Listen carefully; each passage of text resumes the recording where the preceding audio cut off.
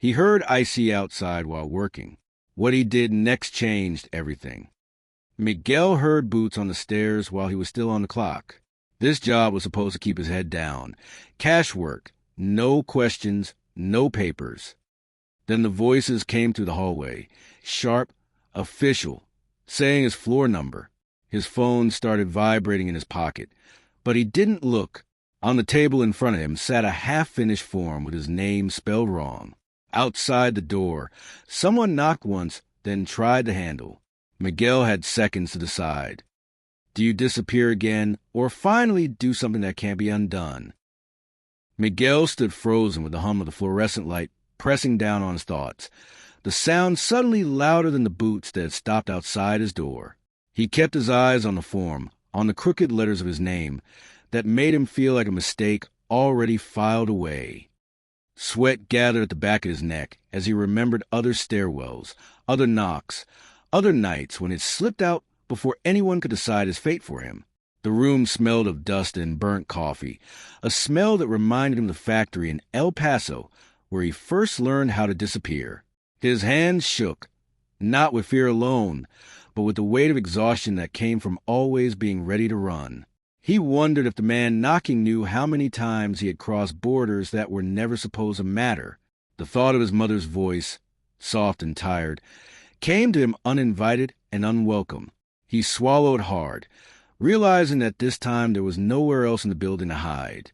The handle rattled again, more impatient now, and Miguel felt a second stretch until they became something heavy and physical. He glanced at the window, at the rusted bars that had once felt like protection and now felt like a verdict. His phone vibrated again insistently, and he finally pulled it out with a trembling hand. The screen lit up with a message from Rosa, asking if he was safe, asking if the rumors were true. Miguel thought of Rosa's laugh, of the way she pretended not to notice when he flinched at sirens. He had never told her everything, never told her how many names he had worn before Miguel.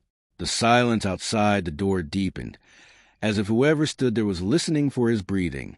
In that silence, he realized that fear had shaped every decision he had made for years. He remembered the first time he had run, how young he had been, and how certain that survival meant erasing himself. Each new city had offered the same promise, that anonymity could be a kind of mercy if you accepted its loneliness. He had learned the rules quickly, to avoid paperwork, to keep conversations shallow, to never correct anyone when they mispronounced his name. The wrong spelling on the form in front of him felt like a cruel joke, proof that even now he was only half seen. He wondered if correcting it would have changed anything, or the error was simply another way the world marked him as temporary.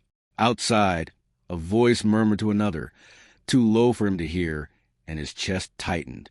He pressed his thumb against the phone until the screen went dark again. For a moment, he wished he had never let himself believe this job could be safe. The knock came again, harder, and Miguel flinched despite himself.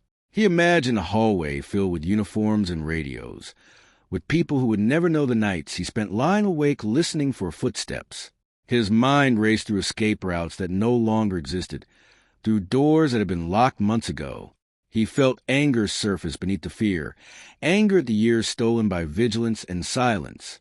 The idea that his life could be reduced to a file number made his stomach turn. He thought of the small savings hidden in his sock drawer, of the plans that never reached paper. His heart pounded so loudly he was sure it could be heard through the door. In that moment, he understood how close panic and clarity could be. Miguel leaned back against the table, grounding himself in its cold edge. He tried to slow his breathing, counting each inhale the way he'd been taught after a panic attack years earlier. The memory of that day returned sharply, the way it sat on a curb while strangers passed without looking. He had promised himself then that he would never be that vulnerable again. Yet here he was, cornered by a choice he could no longer postpone. The voices outside grew clearer, and he caught the word now, spoken with finality. He closed his eyes briefly, letting the weight of the moment settle. When he opened them, the room seemed smaller, as if it were shrinking around him. He picked up the pen from the table, surprised by how heavy it felt in his hand. The form waited, incomplete, Its blank spaces like open wounds. He thought about what it meant to put his name down correctly, to insist on being known even for a moment.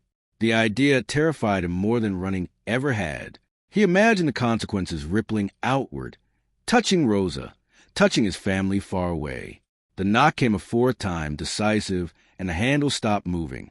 Miguel realized they were waiting for him to answer, to make himself visible. The pen hovered above the paper as his pulse thudded in his ears. His phone vibrated once more, and this time he looked at it, at the missed calls and messages piling up.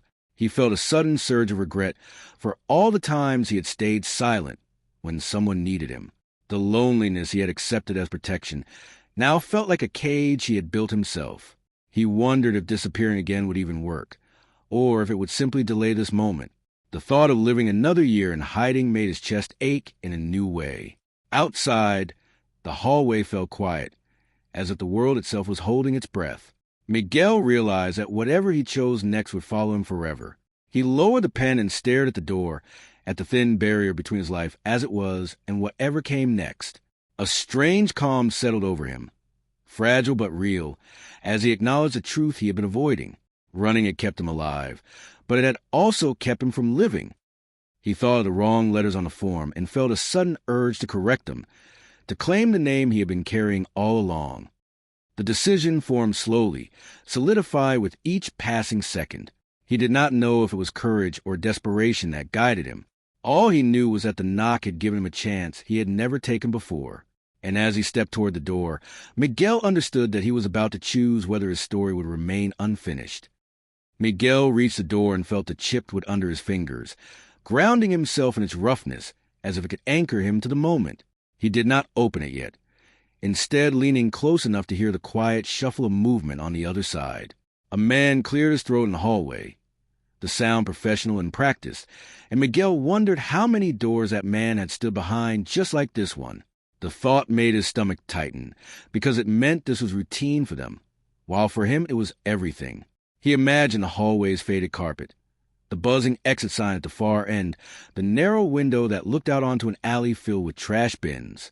Those details felt unbearably ordinary for a moment that carried so much weight. His heart slowed, not because the danger had passed, but because his mind had settled into a grim focus.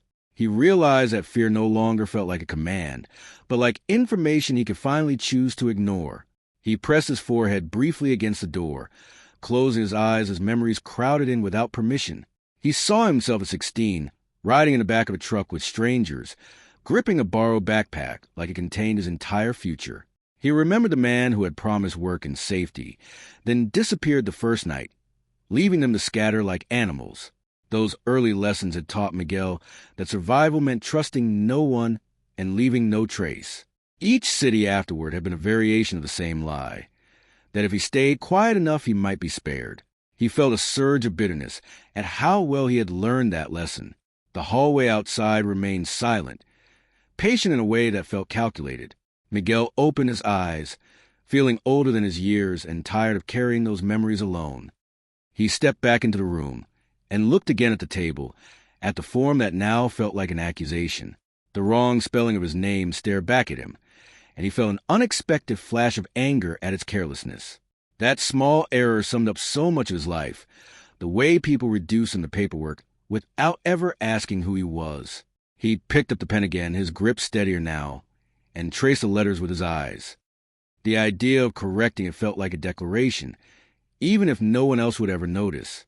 He wondered if the person on the other side of the door would care about that detail at all. The room felt warmer, the air heavier, as if the building itself was aware of his hesitation. Miguel drew a slow breath, deciding that if this was the end of his anonymity, it would at least be on his terms. A voice outside spoke again, louder this time, calling out for him by the wrong name printed on the form. Miguel flinched, the sound slicing through his resolve with sharp familiarity. He thought of how many times he had answered to names that were not his, how easily he had allowed himself to be reshaped by fear. The voice was firm but not cruel, which somehow made it worse. It suggested a system that did not need to be angry to be effective. Miguel felt a strange urge to correct the man, to say his name properly out loud for once. That urge scared him more than silence ever had. He realized that speaking would make him real in a way running never did. The pen hovered above the paper, waiting. His phone buzzed again, and this time he did not hesitate to look. Rosa's message was simple, telling him she was downstairs and that she had seen the vans outside. The words made his chest ache with a mix of gratitude and guilt. He had tried so hard to keep her at a distance, believing that secrecy could protect them both. Now her presence felt like a reminder that his choices affected more than just himself. He imagined her standing by the lobby doors, pretending to be calm while scanning every uniformed figure. The thought made him straighten, a protective instinct cutting through his fear. He realized that disappearing again would not spare her the pain of wondering. For the first time, staying felt like a way to take responsibility rather than a risk to avoid. Miguel set the phone down and finally corrected the spelling on the form, the pen scratching loudly in the small room. The act felt almost ceremonial, as if he were reclaiming something that had been chipped away piece by piece. He signed his name carefully, making sure each letter was clear and unmistakable. A sense of finality settled over him as he put the pen down. Outside, footsteps shifted, and he sensed impatience tightening like a wire. He wondered if this small assertion of identity would matter in the end. Even if it did not, it mattered to him in a way he had not expected. He felt a strange calm spread through his chest, steady and fragile. The decision he had made was no longer theoretical. It was written in ink. He walked back to the door and rested his hand on the handle, feeling its cool metal against his palm. The hallway beyond felt closer now, no longer an abstract threat, but a reality he was about to face. He thought briefly of his mother again, of the way she had once told him that dignity was something no one could take unless you let them. At the time, he had not understood what she meant. Now, standing there with his name written correctly behind him, he felt the truth of her words. The fear was still there, coiled and ready, but it no longer owned him. He took a breath, deeper than any he had taken all day. The silence outside stretched expectant. Miguel turned the handle slowly, listening to the click as the lock disengaged. The sound echoed in his ears, louder than the boots on the stairs had been earlier. He paused with the door still closed, aware that this was the last moment of privacy he might have for a long time. His mind flickered through possibilities, through outcomes he could not control. He felt sadness for the life he might lose and a quiet hope for one he had never allowed himself to imagine. The hallway light seeped in through the crack as he began to open the door. He wondered what the men outside would see when they looked at him. More importantly, he wondered who he would see when he stepped forward. The door opened fully, revealing the uniforms and the narrow hallway beyond, exactly as he had imagined. Miguel met their eyes without lowering his gaze, surprised by his own steadiness. The man in front spoke his name, this time correctly, glancing down at a clipboard. That small correction sent a jolt through Miguel's chest, unexpected and powerful. He realized that something had already changed, even if the outcome remained uncertain. Standing there, visible and present, he felt the weight of his choice settle into place. The hallway seemed to hold its breath along with him. And as the man gestured for him to step out, Miguel understood that this was only the beginning of what he would have to face. Miguel stepped into the hallway with a carefulness that surprised him, as if crossing an invisible line that had been etched there long before the day. The carpet muffled his footsteps, and for a brief moment he felt detached from his own body, observing himself from a distance. 2 officers stood before him, both younger than he expected, their expressions neutral in a way that felt rehearsed. One of them, a man named Daniel, whose name tag caught Miguel's eye immediately, held the clipboard with the corrected form. Daniel's eyes flicked up and down, measuring Miguel in seconds that felt uncomfortably intimate. Miguel wondered what Daniel saw when he looked at him, whether he saw fear, defiance, or just another case. The hallway smelled faintly of cleaning solution and old paint, a smell that reminded Miguel of hospitals and waiting rooms. He felt his shoulders tense as the door behind him clicked shut, sealing off the room he had just left. Daniel spoke calmly, explaining procedures in a tone that suggested this conversation had been repeated countless times before. Miguel listened, nodding when expected, even though the words blurred together in his mind. His attention kept drifting to the other officer, a woman named Karen, whose jaw tightened slightly as she watched him. There was something restrained in her posture, a hint of impatience or perhaps discomfort. Miguel wondered what wound she carried beneath that uniform, what regret she kept quiet to make it through her days. He found himself searching their faces for signs of cruelty or mercy, unsure which would be easier to accept. The hallway felt narrower with every passing second, as if the walls were inching closer. Miguel clasped his hands together to stop them from shaking. They asked him basic questions, confirming details that he had spent years avoiding out loud. Each answer felt like peeling back a layer of protection he had relied on for too long. When Daniel asked about his place of birth, Miguel hesitated just long enough to notice Karen's eyes soften, almost imperceptibly. He gave the answer anyway, feeling a familiar mix of shame and relief wash over him. Speaking the truth out loud felt dangerous, but also strangely grounding. He realized how much energy he had spent constructing half-truths and omissions. The hallway echoed with distant sounds from other floors, doors opening and closing, lives intersecting without noticing him. Miguel wondered how many of those lives carried secrets as heavy as his. As they began to walk toward the stairwell, Miguel glanced back once at the door he had left behind. The room felt already distant, like a past version of himself he would never fully return to. Daniel walked slightly ahead, his pace unhurried, while Karen stayed closer to Miguel's side. The proximity made Miguel acutely aware of his own breathing, of the way his chest rose and fell. He thought of Rosa downstairs, of the promise he had made, without words to face whatever came next. The stairwell door loomed ahead, its metal surface scuffed and marked by years of use. Miguel felt a flicker of panic at the thought of descending, of being led further away from any illusion of control. He forced himself to keep moving. Inside the stairwell, the air was cooler and smelled faintly of rust. Each step downward echoed, the sound bouncing back in a way that made Miguel feel exposed. He remembered other stairwells, other descents that ended in running and hiding. This time, his hands were empty, his pockets light, and there was nowhere to go but down. Daniel glanced back once, his expression unreadable, and Miguel wondered if he felt anything at all in moments like this. Karen kept her eyes forward, her jaw set, as if bracing herself. Miguel sensed tension between them, subtle but present, like a conversation they were not having. He wondered if either of them questioned what they were doing, or if questioning had been trained out of them long ago. The sound of their footsteps felt like a countdown. At the bottom of the stairs, the lobby came into view, brighter than Miguel expected. Sunlight streamed through the glass doors, catching dust motes in the air and making the space feel almost peaceful. The contrast was jarring, and for a moment Miguel felt disoriented by the normalcy of it all. People moved through the lobby, some glancing over briefly before looking away. He saw Rosa near the entrance, her posture rigid as she pretended to scroll through her phone. The sight of her sent a sharp pang through his chest, a mix of comfort and guilt that nearly stopped him in his tracks. Karen noticed his hesitation and slowed slightly, her presence firm but not unkind. Miguel took another step forward, forcing himself to keep his gaze steady.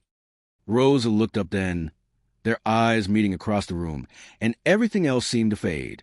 Miguel saw fear flash across her face, followed by a fierce resolve that made his throat tighten. He wanted to say something, anything, but the words stuck in his chest. Daniel spoke quietly to someone near the door, arranging details Miguel could not hear. The mundanity of the exchange felt surreal, as if his life were being discussed like a scheduling issue. Miguel wondered how many times Rosa had waited like this, sensing something was wrong but powerless to intervene. He felt a wave of regret for every truth he had withheld from her. At the same time, he felt gratitude that she was there, witnessing him instead of searching for his absence later. Karen shifted her weight and glanced briefly at Rosa, then back at Miguel, her eyes lingering a fraction longer than necessary. There was something conflicted in that look, a flicker of recognition that Miguel could not quite place. He wondered if she saw someone she knew in him, or if she was simply tired of scenes like this. Daniel returned and nodded, signaling it was time to move outside. The glass door seemed impossibly thin now, a fragile barrier between this moment and whatever waited beyond. Miguel felt his heart begin to race again, the earlier calm giving way to a new kind of fear. This fear was not about hiding, but about what would happen when there was nowhere left to retreat. He took a breath, preparing himself. As they approached the doors, Rosa stepped closer, her voice low but urgent as she called his name.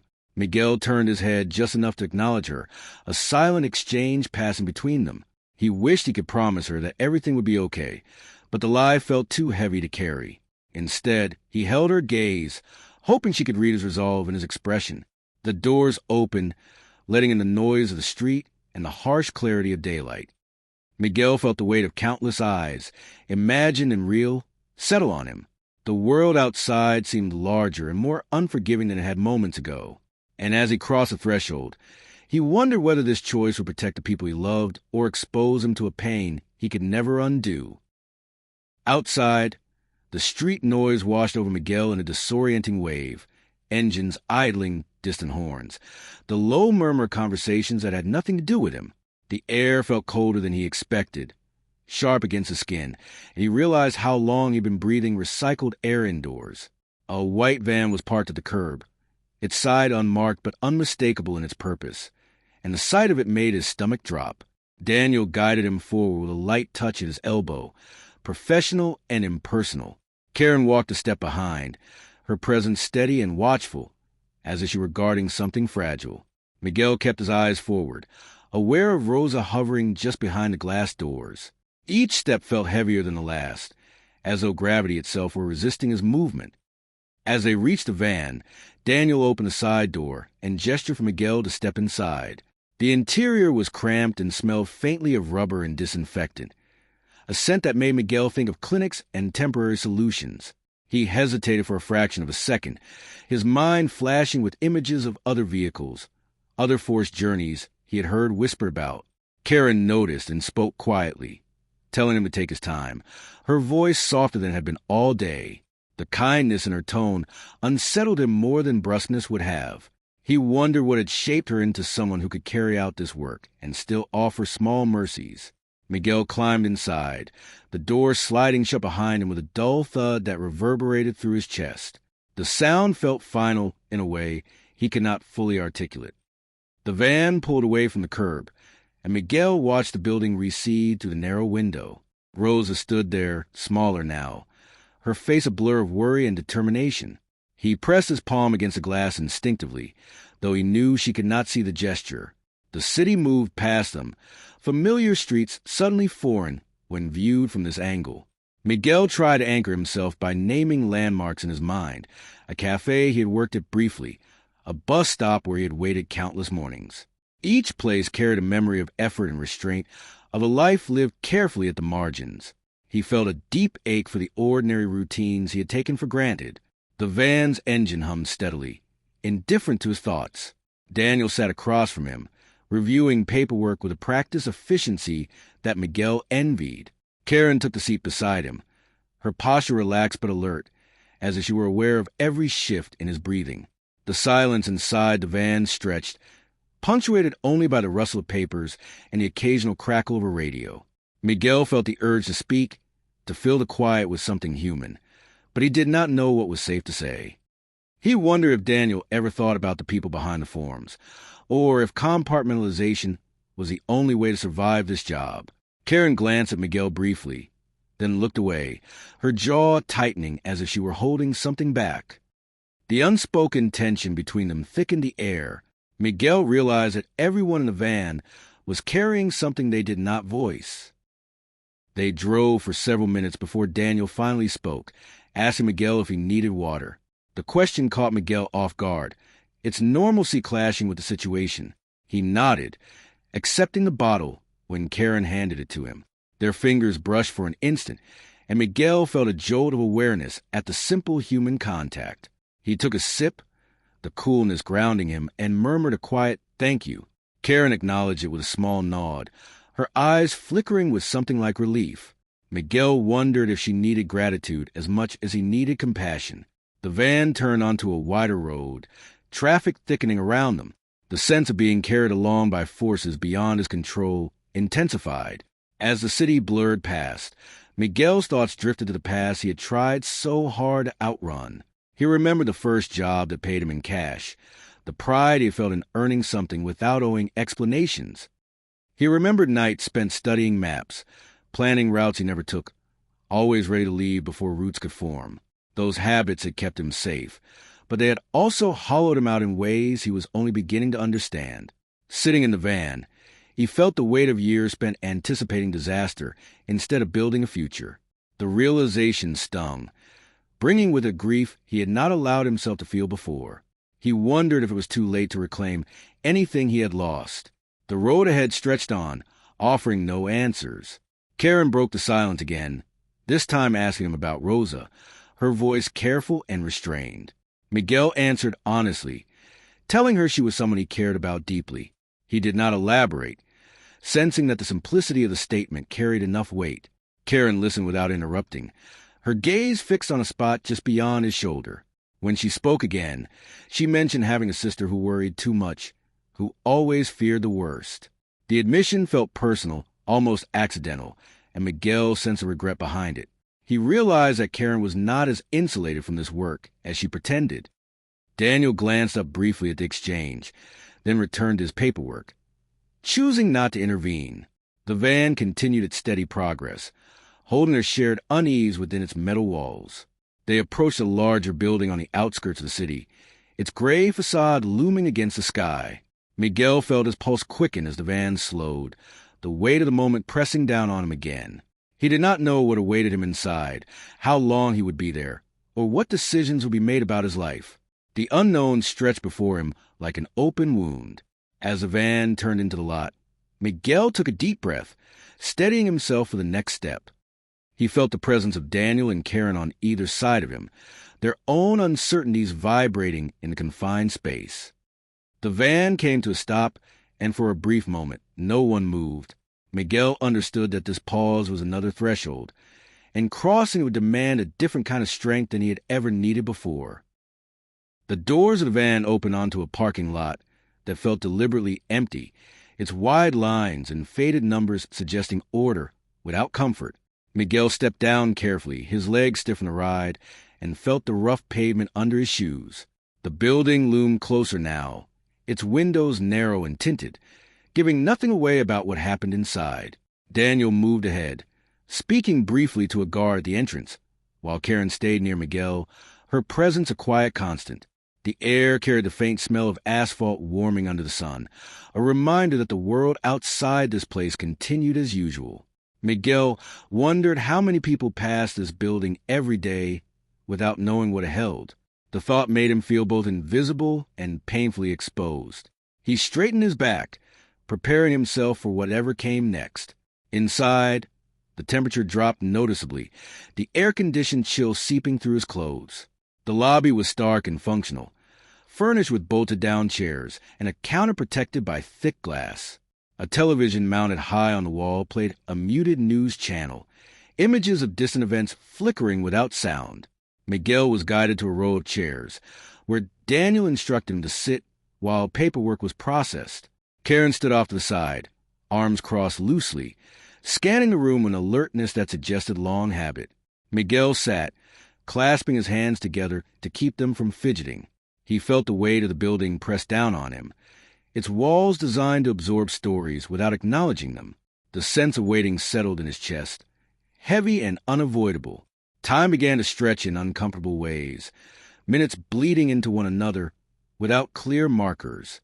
Miguel watched people pass through the lobby, some escorted like him, others moving freely with badges clipped to their belts. Each face carried its own tension, its own private calculation of hope and fear. He found himself wondering about their lives beyond this place, about the moments that led them here. The television flickered through images of protests and speeches, the irony not lost on him. He thought of the years he had spent avoiding attention, now forced into a system that thrived on scrutiny. His thoughts circled back to Rosa, imagining her still standing by the building earlier, waiting for news.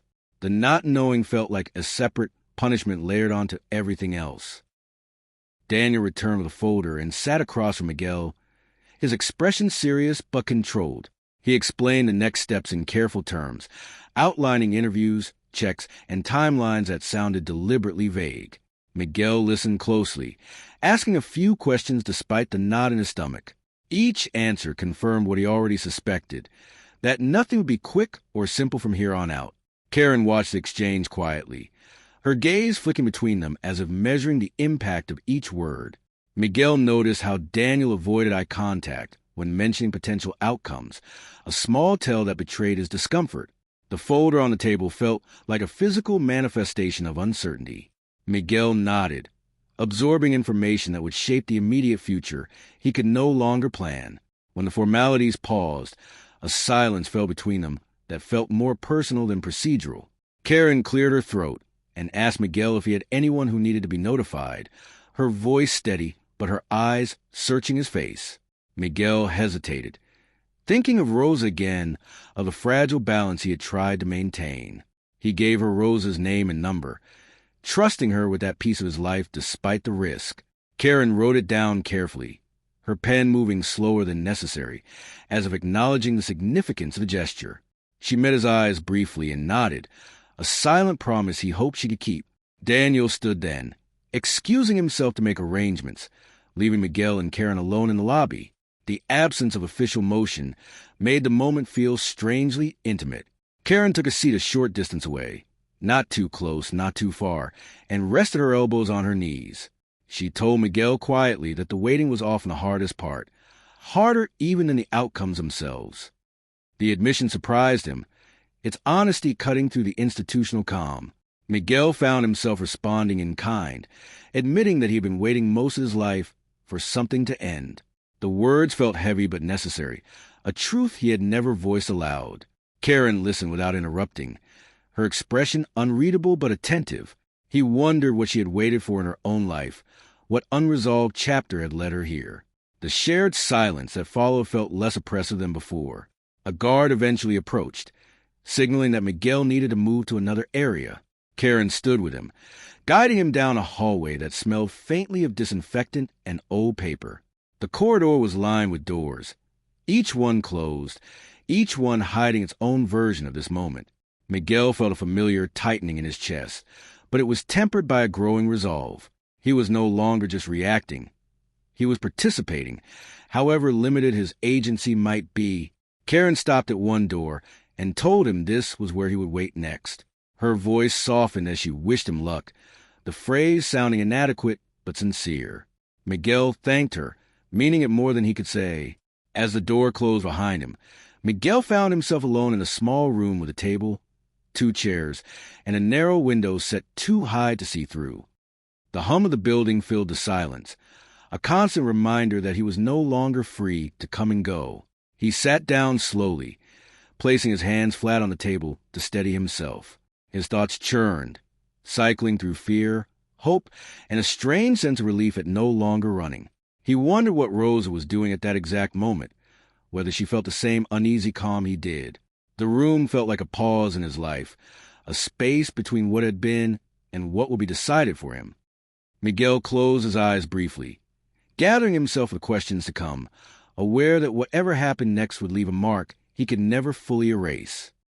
Miguel sat alone in the small room, the chair beneath him bolted to the floor in a way that made even rest feel conditional. The table's surface was scarred with faint scratches, evidence of countless hours spent waiting, tapping, or gripping its edges. He focused on those marks, imagining the hands that had made them, people who had sat exactly where he was now with their own versions of fear. The hum of the ventilation system filled the space, steady and impersonal, giving him something to measure time against. He wondered how long he had been there already, minutes stretching until they lost meaning. His body felt tense, ready for questions that had not yet begun. The silence pressed on him, forcing him inward in ways he could not avoid. Memories surfaced unbidden, drifting through his mind with an unsettling clarity. He thought of the first apartment he had rented under a name that was not his, the way he had memorized the sound of the landlord's footsteps. He remembered the jobs he left without notice, the friendships he allowed to fade before they could ask too much of him. Each memory carried a quiet regret, not for what he had done, but for what he had never allowed himself to want. Sitting there now, he realized how much his life had been shaped by anticipation rather than choice. The realization made his chest tighten with a grief he had never given himself permission to feel. He wondered if this room was meant to break people down or simply reveal what was already fragile. Either way, it was working. The door eventually opened, and a man entered carrying a thin folder and a disposable cup of coffee. He introduced himself as Luis, his voice measured and careful, and Miguel immediately noticed the fatigue in his eyes. Luis sat across from him, placing the folder on the table, without opening it right away. The pause felt intentional, as if he were giving Miguel space to settle into the reality of the conversation. Miguel watched him closely, searching for cues about what kind of man he was dealing with. There was no hostility there, but no warmth either, just a practiced neutrality. Miguel wondered how many stories Luis had heard, how many he still carried with him at night. The thought made him brace himself. Luis began with straightforward questions, asking Miguel to confirm details he had already given downstairs. Miguel answered calmly, surprised by how steady his voice sounded. Each response felt like stepping further into the light, exposing parts of himself he had guarded for years. Luis listened attentively, occasionally making notes, his pen moving in short, efficient strokes. When the questions turned to Miguel's past, to reasons and timelines, the tension in the room thickened. Miguel chose his words carefully, aware that every sentence could carry unintended weight. He felt a familiar instinct to minimize, to soften truths until they were barely visible. This time, he resisted it, telling the story as plainly as he could. As Miguel spoke, he noticed Luis's expression change in subtle ways, a tightening around the eyes, a slight pause before the next question. Those small reactions felt more significant than any overt display of emotion. Miguel sensed that Luis was listening not just for facts, but for something harder to quantify. He wondered if sincerity could be measured, or if it was simply assumed or dismissed based on convenience. The process felt both invasive and strangely validating, as if his life were finally being acknowledged in full sentences rather than fragments. He felt exposed, but also lighter, like a weight had shifted. The coffee sat untouched between them, growing cold. Miguel barely noticed. When the interview paused, Luis leaned back slightly and studied Miguel with a look that was no longer purely procedural. He spoke about options and possibilities in careful language, emphasizing uncertainty and the limits of his own authority. Miguel listened, absorbing the reality that much of his future rested in decisions made by people he would never meet. The lack of control should have terrified him, yet he felt a quiet acceptance settle in. He had made his choice already, and whatever followed was part of its cost. Luis closed the folder and stood, telling Miguel that someone would come for him shortly. The finality of the statement echoed in the small room. Miguel nodded, thanking him without knowing exactly why. Left alone again, Miguel leaned back in his chair and stared at the ceiling. The interview had drained him more than he expected, leaving behind a hollow fatigue. He thought about Rosa, wondering if Karen had called her, if she was waiting for news that might not come today. The thought of her anxiety weighed on him, heavier than his own uncertainty. He wished he could reassure her, explain that he felt strangely at peace despite everything. The room offered no comfort, but also no longer felt hostile. It was simply a place where time passed and decisions accumulated. Miguel closed his eyes, breathing slowly, letting the hum of the building wash over him. Hours later, or what felt like hours, the door opened again and Karen stepped inside. Her presence surprised him, a familiar anchor in a place that stripped away most familiarity. She told him quietly that arrangements were still being discussed, that nothing would be decided today. The words brought both relief and frustration, a continuation of the waiting he had been warned about. Miguel nodded, asking about Rosa, and Karen confirmed she had spoken to her briefly. She said Rosa was safe, her tone conveying more than the simple words. Miguel felt a wave of gratitude that nearly overwhelmed him. In that moment, the waiting felt survivable. Karen lingered for a moment longer, as if weighing whether to say something more. She finally told Miguel that not everyone chose to open the door when given a chance. The comment landed heavily, its meaning clear without elaboration. Miguel understood that his choice had set him apart in ways that might matter later, even if he could not see how yet.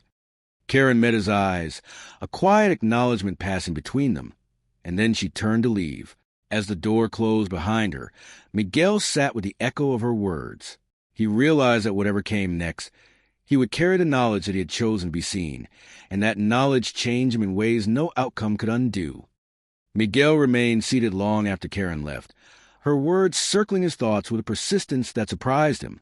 "Not everyone chose to open the door," she had said, and he felt the truth of it settle into his bones. He thought of all the times he had slipped away quietly, convincing himself it was the only rational choice. Those moments had felt necessary then, almost virtuous in their restraint. Now they seemed like missed opportunities to claim a life that belonged to him. The room felt less like a cage and more like a checkpoint, a place where something irreversible had already occurred.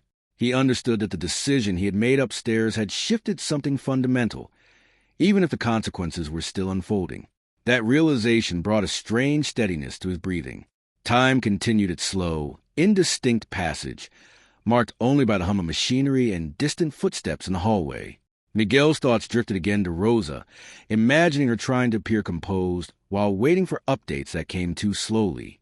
He replayed their last few conversations in his mind, noticing the moments where it almost told her more, then stopped himself.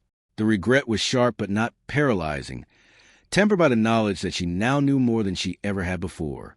He hoped she understood that his silence had never meant a lack of trust, only a surplus of fear.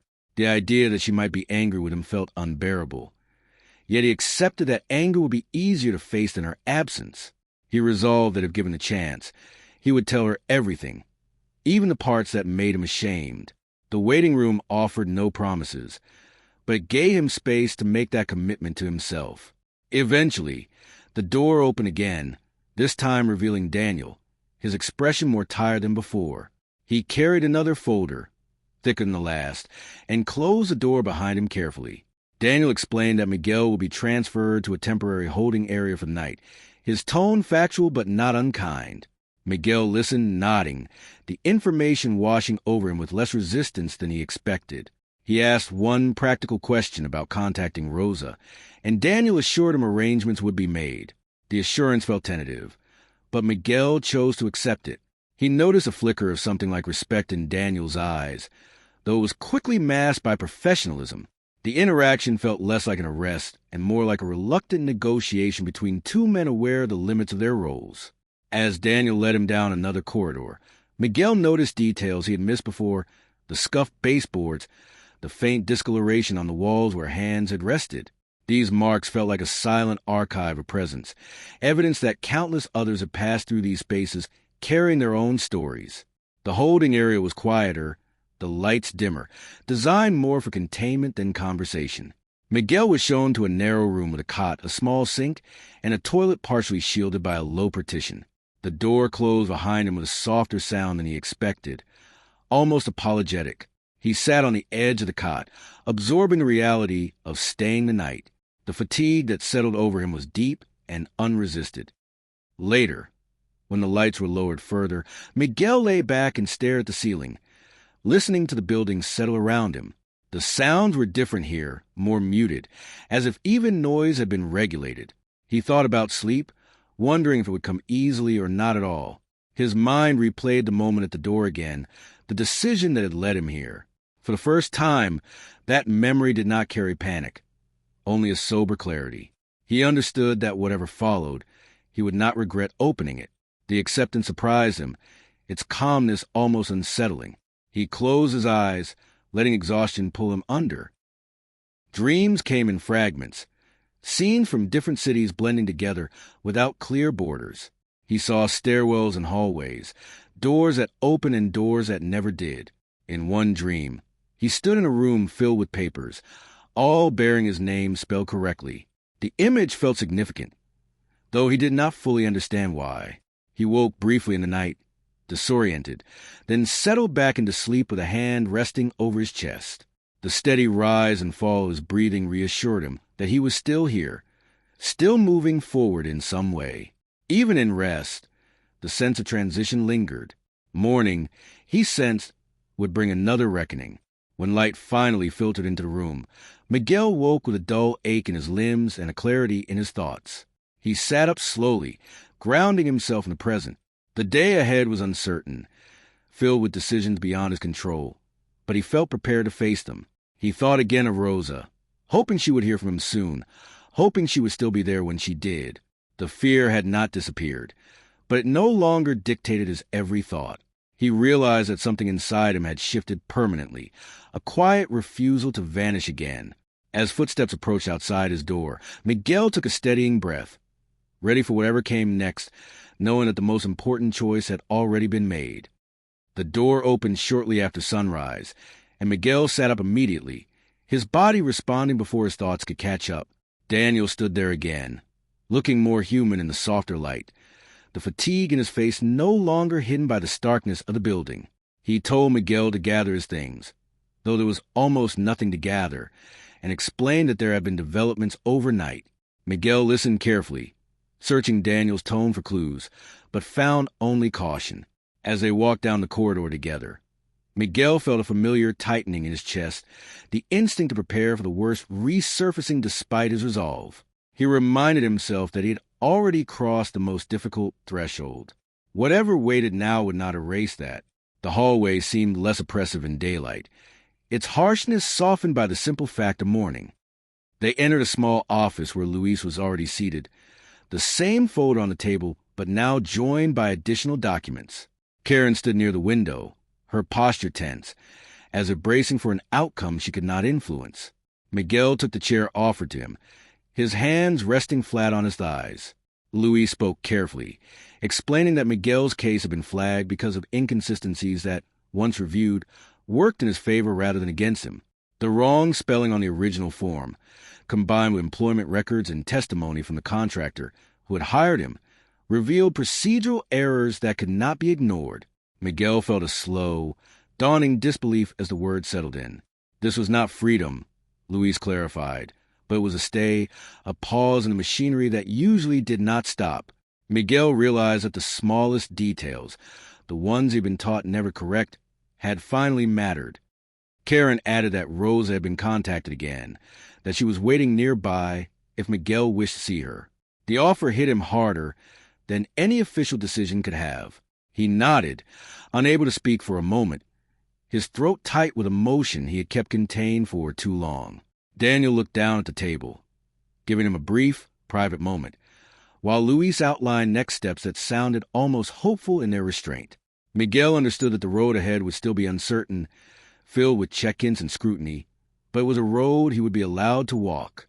The fear that had dominated his life did not vanish, but it loosened its grip. He felt something unfamiliar take its place, a cautious optimism that felt earned rather than imagined. The meeting ended quietly, without ceremony, as if aware that too much emphasis might break the spell. Rosa was waiting in a small conference room, her face lighting up with relief the moment she saw him. Miguel crossed the room and held her, the contact grounding him in a way nothing else had since the knock on the door. He told her everything then, not all at once, but honestly, started with the things he had been most afraid to say.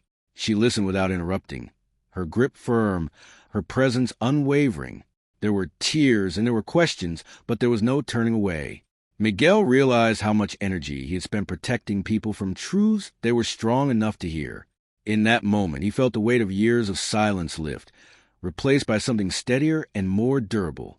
The choice to open the door had not just changed his circumstances, it had changed the shape of his relationships.